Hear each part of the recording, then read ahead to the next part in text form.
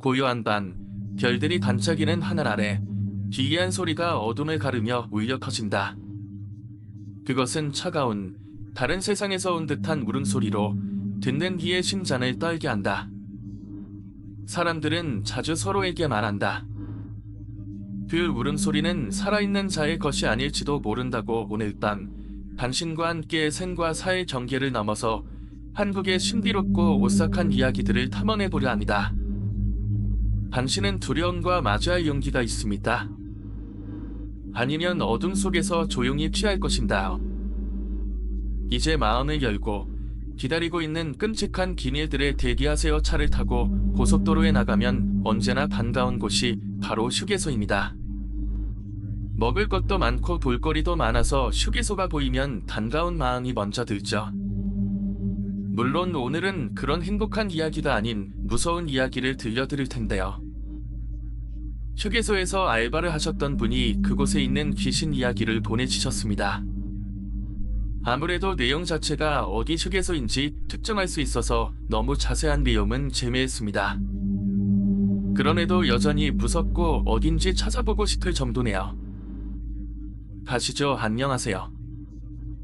제가 휴게소에서 알바를 하면서 겪었던 기묘하고 섬뜩한 이야기를 투고해둡니다. 이미 그만둔 지 6년가량 되었지만 지금도 그때의 기억이 설명할 정도로 소름이 끼칩니다. 당시 전역을 하고 복귀할 시간이 3개월 정도 남아있었고 놀면 뭐하냐, 돈이나 벌자라는 생각으로 알바를 찾고 있었습니다. 이제 갓 전역을 했기 때문에 뭘 해도 잘할 수 있다는 자신감이 넘쳤고 그냥 쉬운 일보다 재밌고 이색적인 알바를 하고 싶은 생각이 담했죠. 그렇게 찾아낸 것이 휴게소 알바였습니다. 휴게소 알바를 하겠다고 결심이 서고 나서 곧바로 알바를 찾기 시작했습니다. 그러다 경력이 없는 사람도 쉽게 할 수 있다는 글을 발견했고 넘치는 태기와 함께 속전속결로 알바에 합격해 일을 시작하게 되었죠. 제가 일을 했던 곳을 구체적으로 안내할 순 없지만 충청도 어딘가에 있는 그곳은 겉으로 봤을 때 꽤 크고 넓었습니다. 휴게소만 아니라 주변의 멋진 풍경을 볼 수 있는 곳도 있었죠. 물론 나중에는 그 풍경을 볼 수조차 없게 되었지만 말입니다. 제가 일했던 곳은 직원이 원하면 숙식을 무료로 제공해줬습니다. 말이 무료이지만 직원은 출퇴근이 어렵습니다. 아침 9시부터는 차라리 여기서 씻고 자는 게 훨씬 더 효율적이었습니다. 그렇다 보니 저도 숙식을 하게 되었는데 초반에는 너무 피곤해서 잠만 잤던 것 같습니다. 그리고 또 한 가지 특징은 아침에 주회 같은 걸 한다는 것입니다. 휴게소 소장이 직원들을 다 불러놓고 이런저런 이야기를 해주거나 가끔 체조를 할 때도 있었습니다. 제가 첫날 일을 하게 된다. 저를 소개해주면서 잘 도와주라는 이야기를 했는데 여기서 너무 황당한 이야기를 들었고 그게 얼마나 무서운 이야기인지 나중에 알게 되었죠. 금기를 잘 지킬 수 있도록 알려줘라는 말이었습니다. 휴게소에는 금기 사안이 있었습니다. 기본적으로 휴게소가 굉장히 넓었는데 양쪽 끝에 흡연 구역이 있었고 그 앞쪽으로도 넓은 풍경을 볼 수 있는 곳이 있었습니다. 벤치도 있어서 사람들이 앉아서 커피 한잔하며 사진을 찍기도 했고 오랜 운전에 지칠 사람들이 잠시 눈을 그치기도 했습니다. 나름 명소였다. 알려진 게 절대 저녁 8시 이후에 여기에 가지 말라고 하더군요. 휴게소에 주인이 한 분이 있었는데 소장님이 금기를 알려주라고 하니까 저를 일부러 거기까지 끌고 가서는 절대 여기는 8시 이후에 오지 말라고 하는 겁니다. 즉 일과가 끝나면 무슨 일이 있어도 가지 말라는 뜻이었습니다. 그 말을 들었을 때는 단번에 이해하지는 못했습니다. 딱히 가지 말아야 할 이유가 보이지 않았는데 아래를 내려다보는 지형 구조라 아무래도 저녁이면 위험할 수 있어서 그런가 보다 싶었죠. 그래서 굳이 토를 달거나 이유를 구체적으로 묻지 않았고 도망갔겠습니다. 그렇게 일을 시작해서 내일 거의 녹초가 되기 직전까지 일을 했던 것 같습니다. 일이 끝나면 샤워를 하고 담배 한 대를 태우고 잠을 자는 일상의 반복이었죠. 2주 정도가 지났을 무렵 그때는 일을 끝내고 전화를 오래 하게 된 날이었습니다. 밖에서 전화를 받다 보니 휴게소에서 이것저것을 돌아다니며 전화를 했는데 하키의 개인사와 관련된 내용이라 저도 모르게 그곳으로 발걸음을 옮기게 되었죠. 정말 아무 생각 없이 걷고 있었던 터라 명소에 도착해 벤치에 턱하고 앉았습니다. 명소라고는 애도 휴게소에서 멀리 떨어진 곳이고 어두침침해서 늦은 저녁이 되면 거의 살아내 왕래가 없는 곳입니다. 그렇게 10분 정도 심각하게 전화 통화를 하고 있는데 문득 사사삭 소리와 함께 아래쪽에서 무언가 빠르게 움직이는 걸 목격했죠. 휴게소 근처가 논이나 밭도 있고 산기슭이 있다 보니까 야생 동물들이 생각보다 많습니다. 순간 깜짝 놀라긴 했지만 야생 동물인 줄 알고 곧바로 통화에 집중했습니다. 한참 통화를 하고 있자니 또다시 사삭 소리와 함께 아래쪽에서 뭔가 움직이더군요. 그때 마침 전화를 끊기 직전이라 통화 종료 버튼을 누르고 소리가 나는 쪽을 쳐다봤습니다. 저녁에 주변에 가로등이 있어서 생각보다 잘 보입니다. 그런데 숲풀 안에 웬 여자가 가만히 엎드려 있는 겁니다. 말 그대로 머리를 풀어헤친 여자가 숲풀 속에서 엎드려 있더군요. 어찌나 놀랐는지 외마디 뒤념을 지르고는 그대로 도망쳐 불이 환하게 쳐져 있는 휴게소 앞까지 뛰어갔습니다. 휴게소에서 나오고 들어가던 손님들도 그런 저를 멀뚱멀뚱 바라보고 있었죠. 그런 시선은 신경도 쓰이지 않았습니다. 방금 전 제가 봤던 그 여자가 주었던 충격이 그만큼 컸으니까요. 여자가 있었던 숲풀은 명소라고 말씀드렸던 곳에서 아랫부분에 위치한 땅이었고 그 위로 숲풀이 우거져 있는 곳입니다. 대체 거기 왜 사람이 있는지 이해할 수 없었습니다. 여자는 저를 보고 있지는 않았고 오히려 완전 반대편을 보고 있었기 때문에 여자의 얼굴을 보지는 못했습니다. 돌이켜보면 그게 다행이었을지도 모르죠. 놀란 마음을 안고 부랴부랴 숙소로 돌아왔는데 하필 그날은 같이 일하는 나이 지긋한 형님이 숙소에 계셨습니다.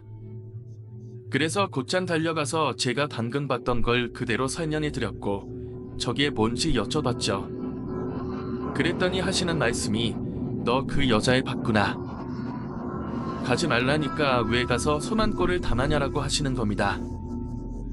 그 여자가 이미 다른 사람들도 아는 존재인 게 놀랐고 가지 말라는 건 둘째치고 뭐하는 사람인지 알 수 없으니 답답할 노릇이었죠. 그래서 뭐하는 사람이냐고 다시 물어보니깐 그거 사람 아니라고 하시는 겁니다. 오래전에 거기서 죽은 여자인데 밤마다 나온다고. 그것 때문에 여기 직원들 절대 단에 가지 말라고 했던 거라고 하시더군요. 귀신이라는 말에 또 한 번 충격을 받았습니다. 자세한 내막을 들어보니 10년도 더 지난 시점에 명소에서 정확히 그 여자가 엎드려 있던 장소에서 시체가 나왔답니다. 정확하게 말하자면 시체를 암내장한 사람이 경찰에게 끌려와 자신이 여기다 시체를 묻었다고 하면서 시체를 찾아냈던 거였죠. 살인을 한 이유가 없는 무자비한 살인이었다는 휴게소에 와서 시체를 묻었던 문제는 그날 이후로 밤만 되면 그 자리에서 여자를 봤다는 사람들이 속출했다는 거죠.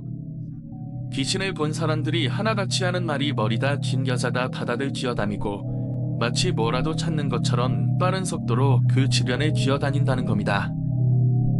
그 중에는 얼굴을 본 사람도 있었는데 눈이 없다는 사람도 있었고 얼굴 전체에 피로 칠갑을 했다는 사람도 있다고 하더군요. 오랜 기간 그 귀신 때문에 괴롭힘을 당했다는 사람도 있다고 하는데 휴게소 직원 중 한 명은 담배 피다가 그 귀신과 마주치기도 했고 그날 이후로 계속 강위에 눌리고 악몽에 시달려서 일을 그만두기도 했답니다. 이외에도 귀신을 본 직원 중 충격을 먹고 일을 그만둔 사람들도 덜어 있었고요. 그리고 휴게소는 여행객이나 화물, 트럭 기사를 하는 사람들이 더 많이 찾습니다. 너무 졸릴 때는 휴게소에서 씻고 잠을 자는 경우도 있는데 하필 그 근처에 차를 대고 있다가 귀신을 보고 도망친 기사들도 많다고 하더군요. 어떻게 소문이 난 건지 언젠가부터 거기 근처에 차를 대는 기사들이 없다고 했습니다. 직원들 사이에서도 유명해지다 보니까 휴게소 사장이 구슬렸다고도 하던데 전혀 효과가 없답니다. 직원들만로는 아나 그 여자가 자기 죽인 남자를 찾아 돌아다니는 거라고 하지만 뭐 이리 가지는 못하니 그 주변을 그렇게 쥐어다닌다고 하더군요. 이야기가 끝나자 온몸에 털이 쭉 펴했습니다. 약간 여자의 표정이나 얼굴이 상상돼서 제가 방금 봤던 장면이 소름 끼치게 생각되더군요. 당연히 그날 이후로 낙이든 밤이든 절대 그 근처로 가지 않았습니다. 일을 그만두기 전까지 거기서 귀신 봤다는 사람은 더 보지는 못했지만 친해진 아주머니들에게 이것저것 이야기를 듣느라 무서웠습니다. 멀리서 보면 웬 여자가 그 근처에 있다고 하고 가까이 가면 한순간에 사라진답니다. 또 다른 아줌마는 그 여자의 머리가 마치 CCTV처럼 360도 돌아간다고 하더군요. 아나 이 영상을 보시는 분들도 계시겠지만 지금은 어떨지 모르겠습니다. 이야기는 여기까지입니다.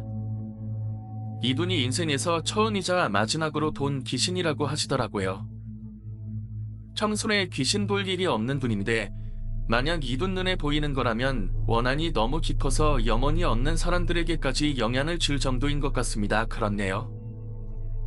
정말 오랫동안 자신을 죽인 사람을 찾고 있는 것 같아요. 얼마나 억울하고 원통한 마음이 컸을지 상상도 못하겠네요. 사람에게 해를 가하는 원한은 단순한 감정으로 만들어지지 않는다고 하잖아요. 그만큼 깊은 악의 감정이 남아있기 때문에 원기가 되는 것 같아요. 아나 그 귀신도 비슷한 마음을 가지고 있을 테고요.